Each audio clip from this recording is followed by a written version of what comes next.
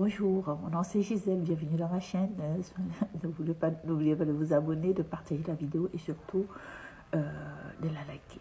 Alors, aujourd'hui, je vais encore vous partager une histoire d'une jeune femme qui me demande de partager son histoire avec vous parce que probablement il y a des gens dans sa situation. En fait, toutes les histoires que je vous raconte, ce sont des histoires pour que vous sachiez que ce que vous vivez, vous n'êtes pas seul. Ok, souvent parce que certaines choses nous arrivent, on pense que ça n'arrive qu'à nous et puis on reste dans son coin. On partage nos expériences, surtout pour se trouver la force de continuer. Alors, cette femme-ci, elle me dit, moi, je reste dans mon couple parce que je ne sais pas où aller. Voilà. Je lui demande pourquoi, qu'est-ce que tu veux dire, comment ça se passe dans ton couple. Alors, elle me dit, il y a à peu près, ça fait depuis plus de 10 ans. Hein, elle dit que j'ai jeté l'éponge. Depuis plus de 10 ans, j'ai jeté l'éponge. Je lui dis, mais qu'est-ce que tu entends par jeter l'éponge? Elle dit, parce que je suis mariée avec un homme qui ne m'apporte rien. Elle dit, au niveau des sensations, c'est parti. On ne partage aucune activité ensemble. Il n'est pas présent, même quand il est là, on ne se parle pas. Donc, et puis, on fait chambre séparée depuis plusieurs années.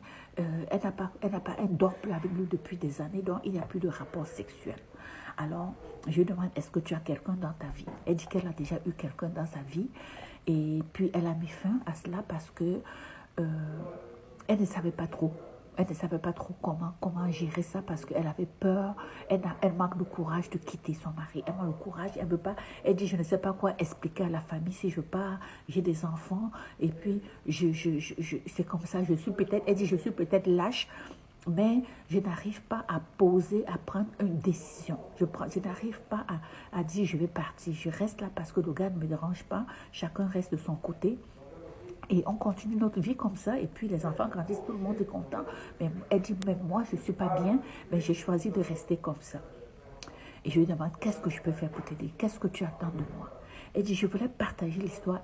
Elle me dit, est-ce qu'il y a des femmes qui t'ont déjà parlé de leur histoire? Est-ce que tu as des histoires comme ça? Est-ce qu'il y a d'autres femmes qui sont dans ma situation? Est-ce que tu peux partager? Parce que j'aimerais savoir s'il y a des femmes qui vivent la même situation et comment elles font. Comment est-ce qu'elles gèrent leur vie au quotidien? Est-ce qu'elles sortent avec leur mari pour aller dans des soirées ensemble? Qu'est-ce qu'ils font? Parce que moi, je trouve que j'en ai marre de jouer la comédie. J'en ai marre de faire semblant, ok? Parce qu'on est avec des amis, avec des frères, avec des collègues. Je fais comme si ça va bien. Mais au fond, et tous ceux qui sont avec moi dans ma maison savent que ça ne marche pas. Voilà, donc je partage l'histoire de ces femmes avec vous. Qu'est-ce que vous en dites?